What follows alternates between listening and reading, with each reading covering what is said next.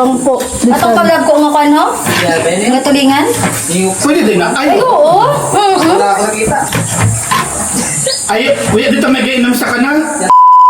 Mainit na yung kawali, sinalang na ni ate ang coconut milk, eto yung pangalawang piga. Nilagyan niya na rin ng bawang at sibuyas. Hintayin lang na kumulo ang coconut milk. At kapag kumulo na ito, pwede na nating ilagay ang ating mga pampalasa, tulad ng asin, magic sarap at paminta. Sobrang init na rin kasi sa mga oras na yan, siguro 9:30 na ng umaga. At hindi ko na rin kinaya yung init, halos dumidikit na rin kasi sa balat. So sabi ko kay ate, siya muna ang bahala sa chicken curry. Pagkatapos niyang lagyan ng mga pampalasa, sinunod niya naman ang chicken. So fast forward na tayo, nung kumulo na, sinalang naman namin ang patatas at carrots. And then, ang unang pigang coconut milk naman. Next naman, ang curry powder. Pakuluan lang saglit at nung luto na, pinahango ko na rin kay kuya. Hindi man lang nagdamit, nagmukha tuloy siyang buntis.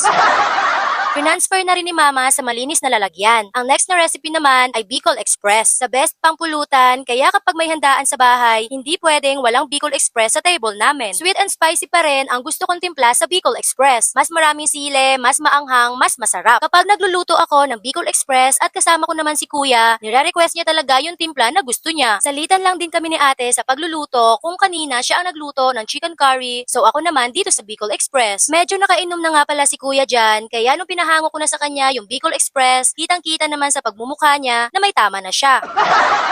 Pasalamat na lang siya at hindi siya tinamaan sa akin. Umiinom ng solo yung kuya kong panganay at itong kuya kong sexy na napakaliit ang tiyan, nakisali na rin. Ang trabaho naman ni Mama ay tagalipat lang ng mga ulam sa malilinis na lalagyan. Ang sabi ko nga kay Mama, wag na siyang tumulong. Manood na lang siya. Magmasid-masid ba? At dahil makulit nga talaga itong nanay ko, edi hinayaan ko na lang siyang tumulong. Magaan lang naman daw ang paglilipat. Edi pinagbigyan na lang din namin. Pagkatapos niyang mailipat ang Bicol Express, pinaghugas ko naman ng kawali etong masipag kong pamangkin. Anyway, yung kawali namin, 3 piraso yan. Pero nagtitiis kami sa iisang kawali para hindi na rin dumami ang mga hugasin.